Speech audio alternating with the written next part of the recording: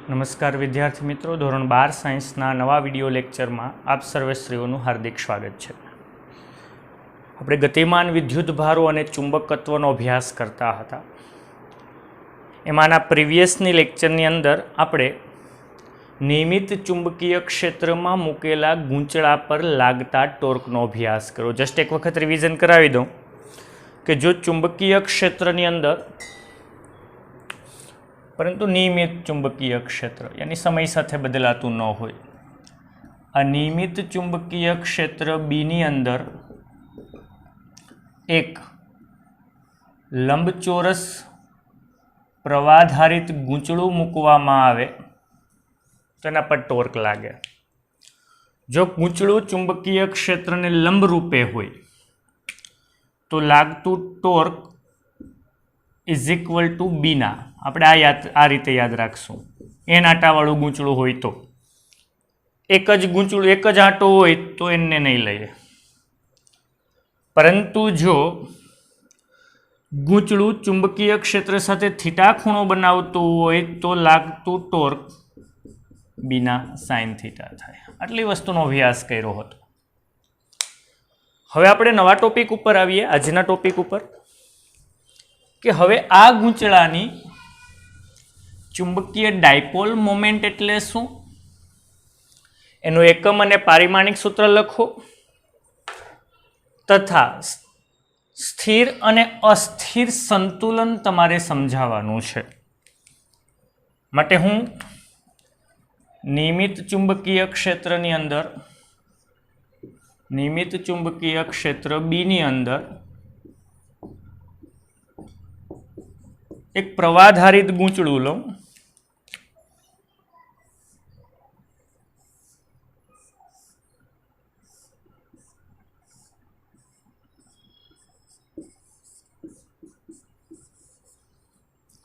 जे no क्षेत्रफल सदिश ए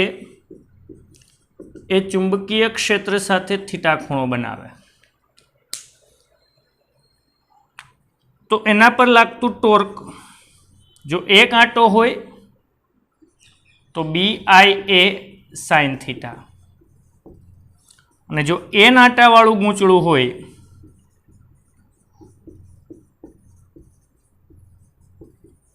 तो एना पर लागतुं टोर्क आपणे याद राख्युं हतुं बीना साइन थीटा, जेने हूँ एन आई ए बी साइन थीटा लखूँ तो पण कोईने कई प्रॉब्लम नहीं। यानी कि आ साइन थीटा एनो मतलब क्रॉस गुणाकार थयो, यानी कि टोर्क सदिश इज इक्वल टू शुं थशे N I A cross B, कारण के N I A cross B करो तो शुं थाय, N I A B sine theta थाय। एनो मतलब कि हवे टोर्कनुं नवुं सूत्र आव्युं N I A cross B. पण तमने खबर है, આપણે ચુંબકત્વ અને દ્રવ્યવાળા ચેપ્ટરની અંદર ભણી ગયા હતા કે જે આ NIA છે એ છે ચુંબકીય ડાયપોલ મોમેન્ટ, ગૂંચળાની ચુંબકીય ડાયપોલ મોમેન્ટ। यानी कि जो एक ज गूंचळुं होय, एक ज आंटो होय गूंचळानो, तो एनी डायपोल मोमेंट M बराबर I इंटू A थाय। परंतु आवा एन आंटावाळुं गूंचळुं होय, आवा एन जेटला आंटा होय तो डायपोल मोमेंट शुं थशे, एन आई ए थशे। यानी कि गूंचळानी चुंबकीय डायपोल मोमेंट एटले शुं, तो कि गूंचळामांथी पसार थता विद्युत प्रवाह अने एना क्षेत्रफळना गुणाकारने, गूंचळामांथी पसार थता विद्युत प्रवाह अने एना क्षेत्रफळना गुणाकारने शुं कहेवाय, एनी डायपोल मोमेंट कहे छे। एकम तो तमने खबर है कि एकम है एम्पियर इंटू मीटर स्क्वेर, अने पारिमाणिक सूत्र तो कि पारिमाणिक सूत्र खबर है M0 L2 T0 A1 है। यानी कि हवे हूँ टोर्क सदिश बराबर NIA क्रॉस बी ने बदले M क्रॉस बी लखी सकूँ। यानी कि टोर्क नु नवुं सूत्र, एक तो एन आंटा वाळुं गूंचळुं, सपोज के एन आटा होय तो एन आटा वाळुं गूंचळुं નિયમિત ચુંબકીય ક્ષેત્રમાં હોય તો લાગતું ટોર્ક બીના સાઇન થીટા ખબર છે, એના એ ક્રોસ બી ખબર છે, તો નવું સૂત્ર ટોર્ક બરાબર શું થાય? એમ ક્રોસ બી, જેને હું એમ બી સાઇન થીટા પણ કહી શકું છું.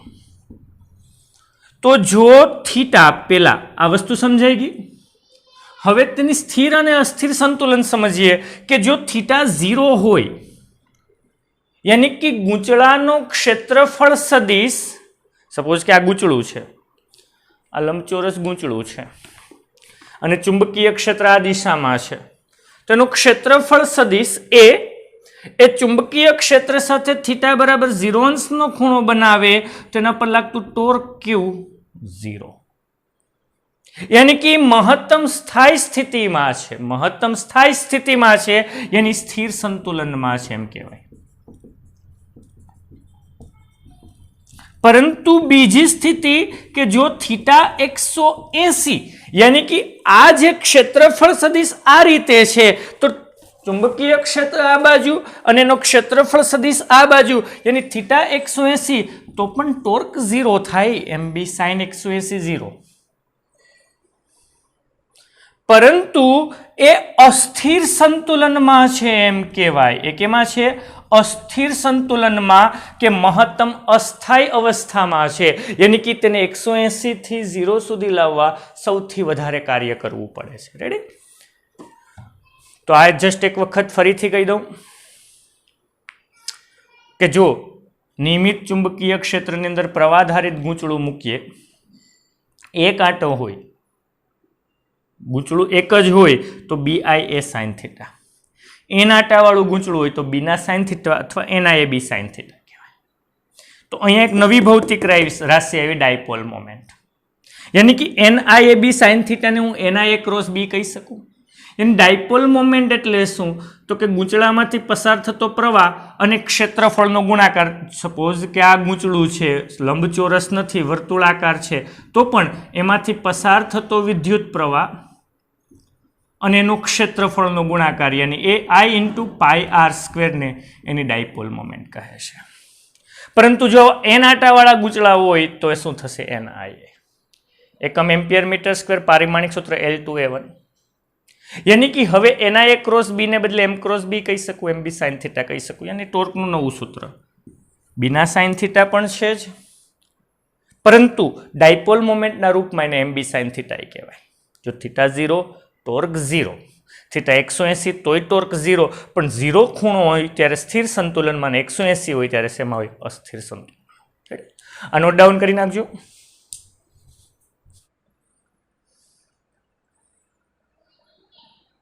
કે નવા પ્રશ્નો ઉપર આવીએ, પરંતુ આ 3 પ્રશ્નોને આપણે સાથે લઈ લઈએ છીએ કે ચુંબકીય ડાયપોલ તરીકે વિદ્યુત પ્રવાધારિત વર્તુળાકાર ગૂંચળાની અક્ષ પર તથા લંબ દ્વિભાજક પર આવેલા બિંદુએ ચુંબકીય ક્ષેત્રનું સમીકરણ મેળવો અને એને વિદ્યુત ડાયપોલના વિદ્યુત ક્ષેત્ર સાથે સરખામણી કરવાની છે. એને અહીંયા કીધું ચુંબકીય ડાયપોલ તરીકે કોને લેવાનું છે? વિદ્યુત પ્રવાધારિત વર્તુળાકાર ગૂંચળું. તો આકૃતિમાં દર્શાવ્યા પ્રમાણે R ત્રિજ્યાનું અને I જેટલા વિદ્યુત પ્રવાહનું વહન કરતી એક વર્તુળાકાર ગૂંચળું ધ્યાનમાં લો.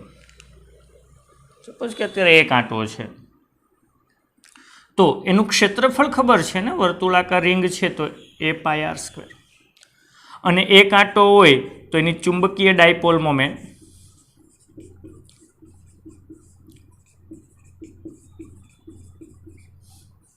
M, એટલે પસાર થતો વિદ્યુત પ્રવાહ અને ક્ષેત્રફળનો ગુણાકાર થાય. તો આ એક વિદ્યુત પ્રવાધારિત રિંગ છે. તો આ વિદ્યુત પ્રવાધારિત રિંગની જોજો, ઇન્ટરેસ્ટિંગ, વિદ્યુત પ્રવાધારિત રિંગના અક્ષ પરના બિંદુએ ચુંબકીય ક્ષેત્રની તીવ્રતા. તો એ આપણે આ ચેપ્ટરની અંદર ભણી ગયા કે રિંગની અક્ષ પર કોઈ બિંદુ હોય તો ચુંબકીય ક્ષેત્રની તીવ્રતા μ0 I r², upon 2r² plus x² raise to શું થાય 3/2. આ સૂત્ર મોસ્ટ ઇમ્પોર્ટન્ટ છે. હા, જો એની ત્રિજ્યા સ્મોલ આર હોય તો સ્મોલ r² કહીશું. વિદ્યુત પ્રવાહધારિત રિંગની અક્ષ પર કોઈક બિંદુ P x અંતરે હોય તો ચુંબકીય ક્ષેત્રની તીવ્રતા μ0 r² upon 2r² plus x² raise to 3/2. એક આટો હોય તો n હોય તો n વડે ગુણશું. પણ ખૂબ જ દૂરનું બિંદુ લઈએ આપણે, યાની x ઇઝ ગ્રેટર r. તો r અવગણી નાખો અહીંયા, તો ચુંબકીય ક્ષેત્રની તીવ્રતા શું થાય μ0 ir² upon 2r² ને અવગણી નાખો તો x² રેસ ટુ 3/2 ગયા તો x નો શું થશે ક્યુબ થશે. અહીંયા પાઈ વડે ગુણું, પાઈ વડે ભાગું, કોઈને કઈ પ્રોબ્લેમ નહીં. યાની કે ચુંબકીય ક્ષેત્રની તીવ્રતા અક્ષ પર μ0 upon 2π I into πr². πr² શું છે? આ રિંગનું ક્ષેત્રફળ છે, એટલે એ અપોન શું છે x³. યાની કે I ઇન્ટુ એ તો ડાયપોલ મોમેન્ટ સ્મોલ m થયા, યાની b ઇઝ ઇક્વલ ટુ શું થશે μ0 upon 2π m upon શું થશે x³. પરંતુ 2 વડે ગુણું, 2 વડે ભાગું, કોઈને કઈ પ્રોબ્લેમ નહીં. તો b ઇઝ ઇક્વલ ટુ શું થયું μ0 upon 4π 2m upon શું થયું x³. ડાયપોલ મોમેન્ટ અને ચુંબકીય ક્ષેત્ર સદિશ રાશિ છે, એટલે મોસ્ટ ઇમ્પોર્ટન્ટ તો તમે કહીશો કે આ તો આપણે ભણી ગયા હતા. હા, આપણે ભણી ગયા હતા કે જો એક વિદ્યુત પ્રવાહધારિત ગૂંચળું હોય તો એને અક્ષ પરના દૂરના બિંદુએ અક્ષ ચુંબકીય ક્ષેત્રની તીવ્રતા, જેને આપણે અક્ષીય ક્ષેત્ર કહેતા, યાદ હોય તો અક્ષીય ક્ષેત્ર, પરંતુ ખૂબ જ દૂર હોવું જોઈએ હો. μ0 upon 4π 2m upon શું થયું x³, અથવા તો આપણે અંતરને r કહેતા હોય તો r³ થાય. રેડી? યાની કે આને હું વિદ્યુત ક્ષેત્ર યાની વિદ્યુત ડાયપોલ નું અક્ષીય ક્ષેત્ર યારે સરખાવું.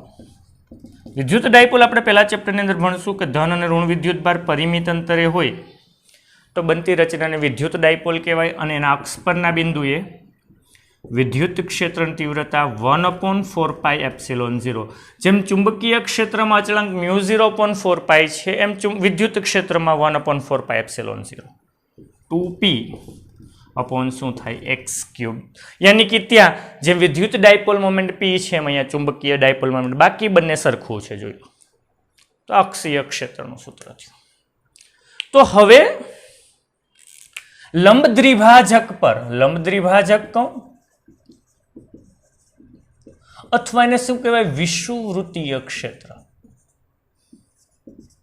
યાની કે સપોઝ કે આ ગૂંચળું છે તો એના લંબ દ્વિભાજક પર કે વિષુવવૃત્ત પરના ક્યુ બિંદુએ આપણે મેળવવું.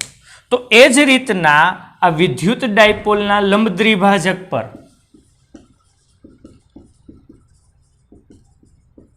અથવા વિષુવવૃત્તીય ક્ષેત્ર E is equal to 1/4π ε0 p upon શું થશે x³. તો અહીંયા પણ ગૂંચળામાં પણ યાની ચુંબકીય ડાયપોલ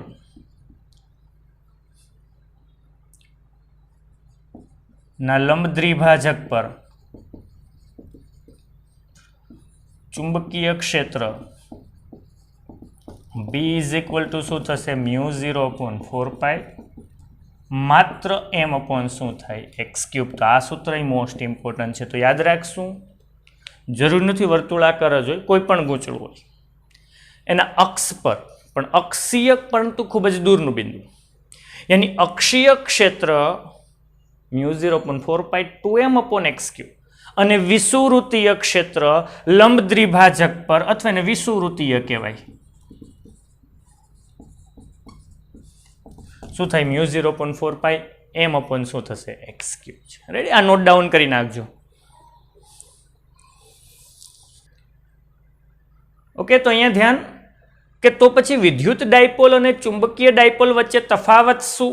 તો કે ભાઈ વિદ્યુત ડાયપોલના કારણે વિષુવવૃત્તીય ક્ષેત્ર અને અક્ષીય ક્ષેત્ર યાની વિદ્યુત ક્ષેત્રની તીવ્રતા મળે અને ચુંબકીય ડાયપોલના લીધે પણ ચુંબકીય ક્ષેત્ર મળે. પરંતુ તફાવત એ કે વિદ્યુત ડાયપોલને તમે ભાગ કરી શકો, યાની એકાકી ધ્રુવ અસ્તિત્વ ધરાવે ને ધન અને ઋણને અલગ કરી શકો, પરંતુ આને બે કાપી નાખવું આને તો ઉપર ઉત્તર નીચે દક્ષિણ એવું અસ્તિત્વ ધરાવતું નથી. યાની કે ચુંબકીય ડાયપોલમાં એકાકી ધ્રુવ અસ્તિત્વ ધરાવતા નથી. એક મોસ્ટ ઇમ્પોર્ટન્ટ તફાવત છે વિદ્યુત ડાયપોલ અને ચુંબકીય ડાયપોલની અંદર. બાકી બંને વચ્ચે સામ્યતા છે, પરંતુ આ એક તફાવત છે. બીજી વસ્તુ કે આ ચુંબકીય ડાયપોલના કારણે એ ગૂંચળું છે એ એક ચુંબકીય ડાયપોલ તરીકે વર્તે છે, ગજિયા ચુંબકની તરીકે જ વર્તે છે, પરંતુ એનું ચુંબકીય ડાયપોલ લાંબા અંતરે દૂરના બિંદુએ હોય તો જ અસ્તિત્વ ધરાવે, અન્યથા તે અસ્તિત્વ ધરાવતું નથી. તો એ એક ખાસ વસ્તુ ધ્યાન રાખશો, નોટ ડાઉન કરી નાખજો.